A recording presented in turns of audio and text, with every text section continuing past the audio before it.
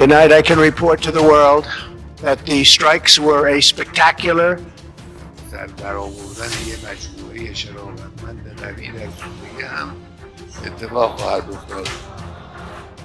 Israel sedang tersudut dan ini bisa jadi momen paling berbahaya dalam sejarah modern. Setiap hari selama perang, sistem pertahanan rudalnya membakar 200 juta dolar. Tapi uang bukan satu-satunya terbakar. Stok pencegat balistik, senjata vital untuk bertahan dari hujan rudal Iran hampir habis. Di tengah kepanikan itu, satu langkah ekstrim diambil, seret Amerika Serikat masuk ke dalam perang. Washington merespon fasilitas nuklir Iran diserang, tapi pertanyaannya sekarang, apakah ini sekedar eskalasi regional atau justru awal dari sesuatu yang jauh lebih besar? Kenapa penting membahas ini? Karena jika bom nuklir benar-benar diaktifkan, konflik ini tak lagi soal Yerusalem, Gaza, atau Teheran. Ini soal kita semua. Satu ledakan bisa menghapus kota, satu keputusan bisa menghapus jutaan nyawa. Dan dalam diam, dunia mungkin sedang melangkah menuju perang dunia ketiga, dan kita akan terseret. Tapi serangan ini tak datang tiba-tiba. Semuanya dimulai dari satu ultimatum keras dari Washington dan satu penolakan tegas dari Teheran. Sisanya adalah jalan menuju konfrontasi terbuka.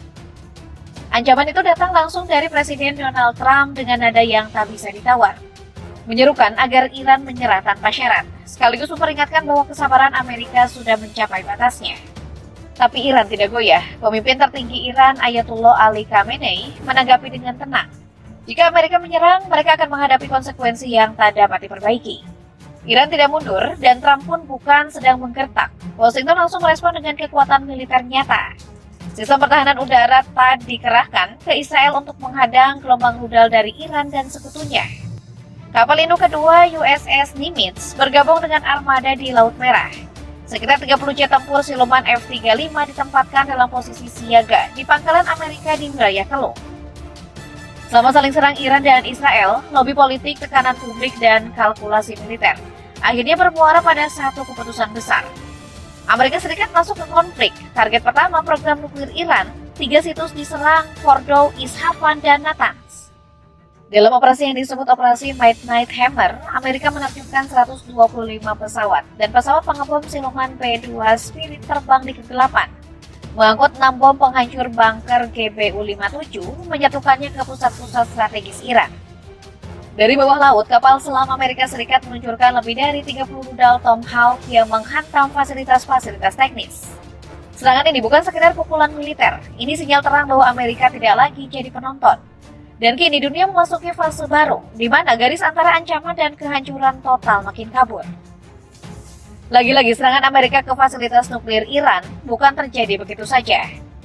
Ini adalah mimpi lama Israel yang jadi kenyataan. Target utamanya Fordow, pabrik pengayaan uranium yang paling rahasia milik Iran. Fasilitas ini terkubur jauh di bawah pegunungan, dijaga ketat dan diyakini sebagai jantung program nuklir Iran. Dan hanya ada satu cara untuk menghancurkannya, bom bunker penghancur GBU-57, senjata pemusnah paling dalam yang hanya dimiliki Amerika. Israel tahu itu, dan mereka butuh Amerika untuk mengeksekusinya. Tapi bagaimana cara membuat Amerika bersedia menekan tombol? Inilah saat taktik bayangan dimainkan. Sumber-sumber intelijen menyebut Israel menjalankan operasi bendera palsu, sebuah skenario lama dalam dunia spionase di mana satu pihak menyamar sebagai pihak lain. Targetnya kedutaan besar Amerika Serikat di Tel Aviv. Serangan ini diklaim sebagai ulah Iran. Narasi dibangun, publik Amerika digiring. Ketika warga Amerika percaya bahwa tanah mereka telah diserang, persetujuan untuk perang menjadi lebih mudah. Taktik ini bukan hanya manipulatif, tapi juga berbahaya. Karena satu langkah keliru bisa menyulut perang global yang tak bisa dihentikan. Dan yang paling mengerikan, kita bahkan mungkin tidak tahu siapa yang menembak duluan. Setelah 3 fasilitas nuklir utamanya dihantam, Fordow, Isfahan, dan Natanz, Iran tidak tinggal diam. Iran resmi mendeklarasikan perang. Di badan laut, Iran punya banyak cara membalas. Kapal-kapal perang Amerika Serikat yang berlayar di Teluk bisa jadi target rudal anti kapal atau drone kamikaze. Pangkalan militer Amerika di kawasan Teluk pun berada dalam jangkauan serangan langsung. Jadi yang paling strategis, Iran bisa menutup Selat Hormuz, jalur vital ekspor minyak dunia. Jika terjadi, harga energi global akan melonjak dan krisis energi internasional pun tak terelakkan.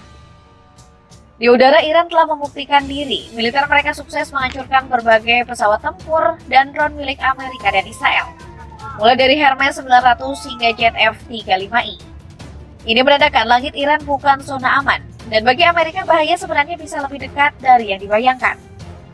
Iran punya rudal balistik jarak jauh termasuk yang mampu menjangkau kota-kota di Amerika Serikat.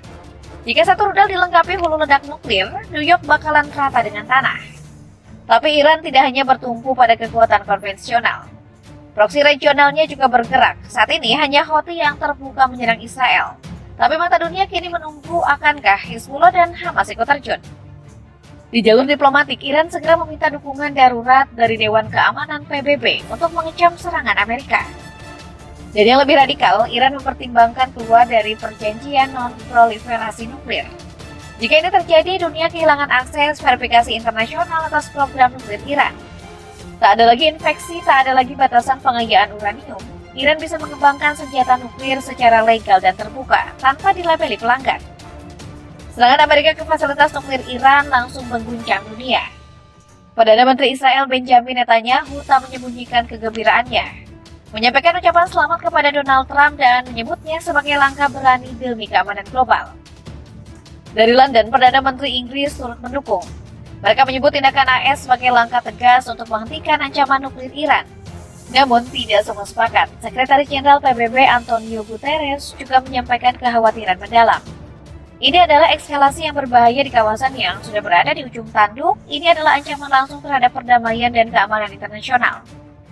Dari Teheran, Menteri Luar Negeri Iran Abbas Araghchi mengecam keras tindakan Amerika. Ia menyebut sebagai pelanggaran hukum internasional yang menghancurkan jalur diplomasi. Kami tidak pernah meninggalkan diplomasi, tapi hari ini Amerika menghancurkannya dengan rudal.